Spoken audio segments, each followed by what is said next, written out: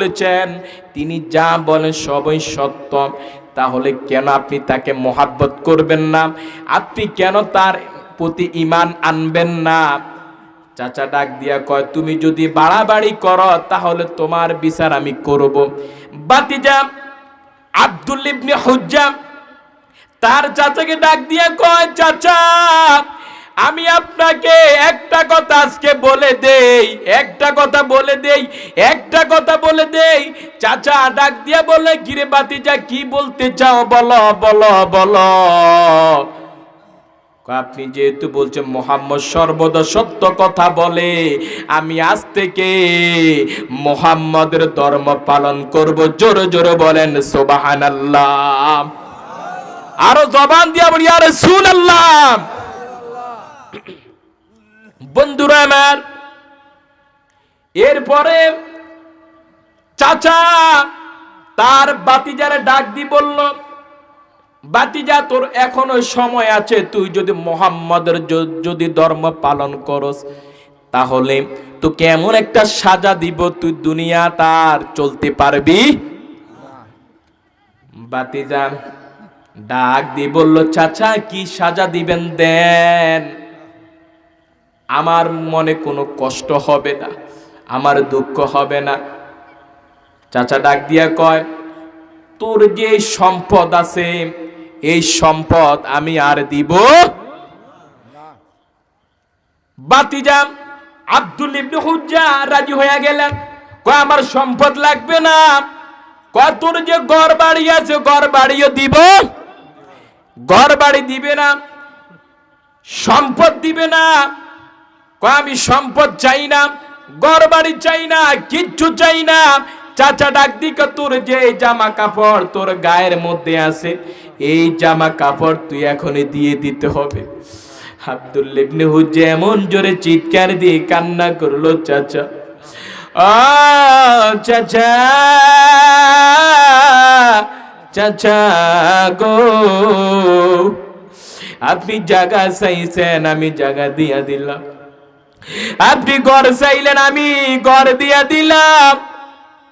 ও চাচা আপনি যে পোশাক চাইলেন আমি পোশাকও দিয়া দিতেছি। গায়ের মধ্যে যেই পোশাক ছিল এই পোশাক দিয়া দিলাম। চাচা ডাক দি কয়, এই পোশাক চলবে না, তোমার যেই পরিধান তুমি যে প্যান্টটা পরিধান করছে এই প্যান্টটা খুললা দিতে হবে।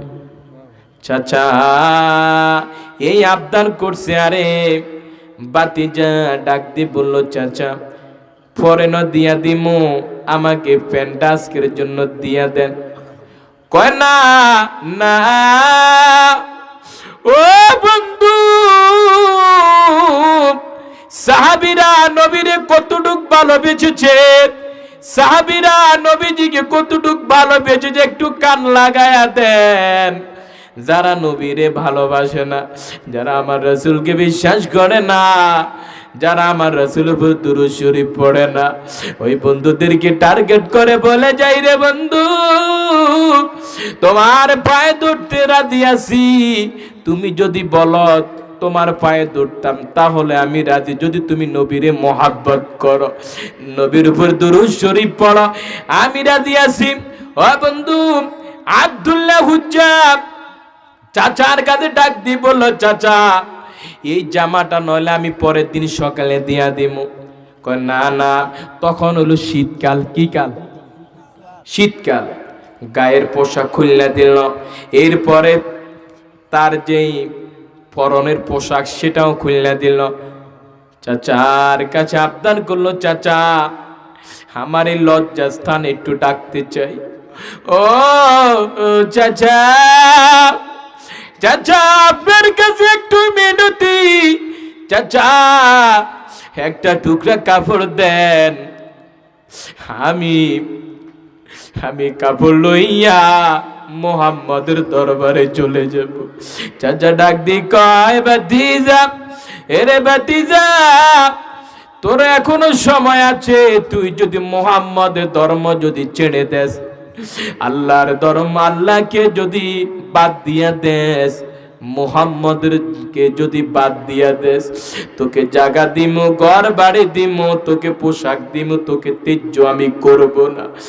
এই কথা শোনার পর ভাতিজা ডাক দিয়ে কয়, চাচা, ও চাচা, দুনিয়ার আমি মা ছাড়তে রাজি আছি, বাবা ছাড়তে রাজি আছি, জায়গা ছাড়তে রাজি আছি, সব ছাড়তে রাজি আছি, কিন্তু আমি আমার নবীকে ছাড়তে রাজি নাই। জোরে জোরে বলেন সুবহানাল্লাহ।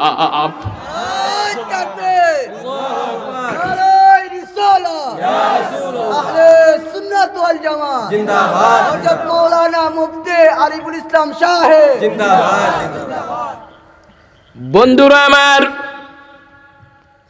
আব্দুল্লাহ হুজ্জা চোখ দিয়ে যেমনি ভাবে একটা বৃষ্টির পানি যখন পড়ে চালের মধ্যে টপ টপায় যখন পড়ে, তার চোখ দিয়ে পানি পড়ে, যে কোনো রকম একটা গাছের পাতা নিয়ে লজ্জাস্থান দেখে সে রাতের বেলায় কনকনে শীতে চলে গেল। কারণ আব্দুল্লাহ হুজ্জার মা তার সময় মারা গেল, তার ছিল হতা একজন মা, ওই মায়ের কাছে তিনি চলে গেলেন। শীতকালে মায়ের কাছে ডাক দিয়া বলে, মা গো মা, ও মা, আমি আপনার কাছে আসলাম। মা ডাক দিয়া কয়, কিরে বাবা, তোর যে অবস্থা এটা কেমন করা হলো? মা, আপনাকে পরে বলবো। মা গো মা, ওই যে আরবের প্রান্তরে যে মুহাম্মদ সাল্লাল্লাহু আলাইহি, আরবের প্রান্তরে যে মুহাম্মদ, উনি যে সত্য কথা বলেন, আল্লাহকে মানে, আমি আমার চাচাকে বলছি, চাচা আপনি তার নামে ভালো বলেছেন, তিনি সত্য কথা বলে, তার উপর আমি ঈমান আনবো। চাচা এই কথা শোনার পর আমাকে বাদ দিয়া দিল, আমার শরীর থেকে পোশাক খুললা ফেললো। ও মা, আপনার কাছে আসলাম গো মা, ও গো মা, একটা ছোট একটা কাপড় দিতে পারবেন কিনা? মার একটা চাদর ছিল, তখনকার সময় জামা কাপড় ছিল কম ছিল, এখন আর বর্তমান প্রত্যেকটা ঘরে ঘরে একটার জায়গা 10টা, ঠিক কিনা? একটা চাদর ছিল। মা সন্তানের কষ্ট বুঝতে পারলো, বলল, আমার কাছে একটি চাদর আছে, কিন্তু তোকে দিয়া দিলে আমি কিভাবে গায়ে দিব? তখন মা তার জন্য অর্ধেকটা, এই ফুল চাদরটারে অর্ধেক কেটে দিয়া অর্ধেক তাকে দিয়া দিল, আর অর্ধেক তিনি নিয়ে নিল। কোন রকম আব্দুল্লাহ হুজ্জা আপনার এই লজ্জাস্থান ডেকে তিনি মদিনায় চলে গেলেন, রাসূলের দরবারে চলে গেলেন। কারণ এই রাত্রে যদি সে যদি না যায়, যদি তার চাচা যদি কোনো ষড়যন্ত্র করে তাকে হয়তোবা মেরে ফেলতেই, এই ভয়ে চিন্তায় তার ভাতিজা চলে গেলেন আরবের প্রান্তরে। রাত্র গভীর গভীর গভীর কনকনে শীতে এ তার চাচা ভাতিজা তখন মুহাম্মদের দরবারে চলে গেলেন। যায়া দরজার মধ্যে এমনি আওয়াজ দিল, দেওয়ার পর রাসূলের দরবারে অনেক সাহাবী ছিল। এক সাহাবী দরজা যখন খুললে দেখলো তার সারা শরীর, আপনার কোনো জামা কাপড় নাই, সেই শরীরটা কাঁপতেছে, কোন রকম লজ্জাস্থান ডেকে আছে। সাহাবী দেখি রাসূলের কাছে গেলেন, ইয়া রাসূলুল্লাহ, ইয়া হাবিবাল্লাহ, ও নবী, ও নবী, ও নবী, ও নবী, আপনার কাছে কে জানি আসলো, তার মাথা থেকে মাথা পর্যন্ত খালি, এরপরে তার লজ্জাস্থান কোন রকম একটা কাপড় দিয়ে গোড়া, সেই কাঁপতেছে কাঁপতেছে কাঁপতেছে। রাসূল শোনা মাত্রই দৌড়ায় গেলেন, আর রাসূল জিজ্ঞেস করলেন, কে তুমি, কে তুমি, কে তুমি? লোকটা এত জোরে কান্না করে বলল, ইয়া রাসূলুল্লাহ, ইয়া হাবিবাল্লাহ, ও নবী, ও নবী, আমি আপনার প্রেমে পাগল হয়ে গেলাম, আপনার মোহাব্বতে পাগল হয়ে গেলাম, আপনার প্রেমে পাগল হয়ে গেলাম, আমি আমার চাচাকে ওয়াদা করে দিলাম আমি আপনাকে ভালোবাসি, আল্লাহর উপর ঈমান আনমু, আপনার উপর ঈমান আনমু। আপনাকে মোহাব্বত করার কারণে আমার চাচা আমাকে ঘর থেকে বের করে দিল। জোরে জোরে বলেন নাউজুবিল্লাহ। রাসূল এই কথা শোনার পরে রাসূল তার চোখ দিয়ে পানি ফুটতেছে আর ডাক দি বলে আয় আয় আয় আমার কোলে আয়।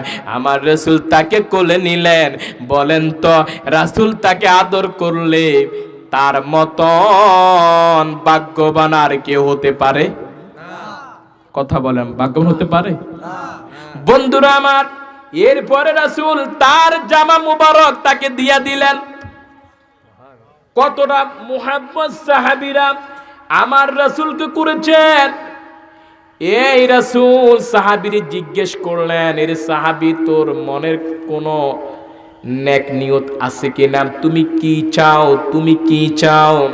সাহাবী ডাক দি বললেন, ইয়া রাসূলুল্লাহ, ইয়া হাবিবাল্লাহ, নবী গো, আমার কোটি কোটি টাকা, কোটি কোটি বাড়ি গাড়ি, আমার জায়গা সম্পদ যা আছে সব কিছু আমি ছেড়ে দিছি।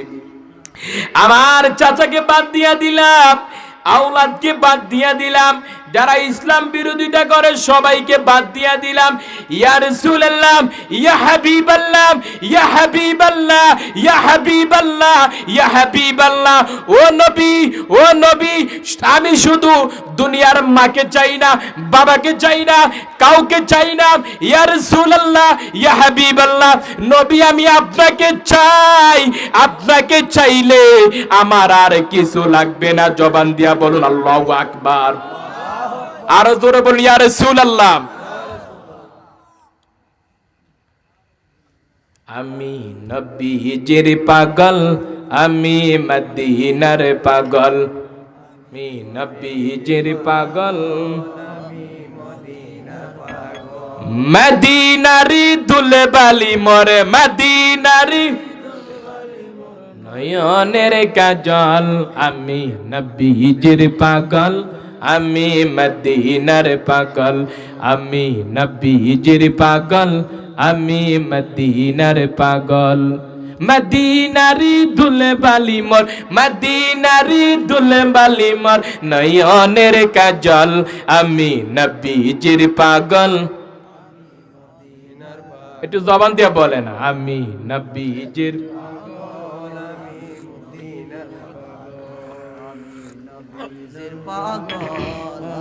মদিনার পাগল।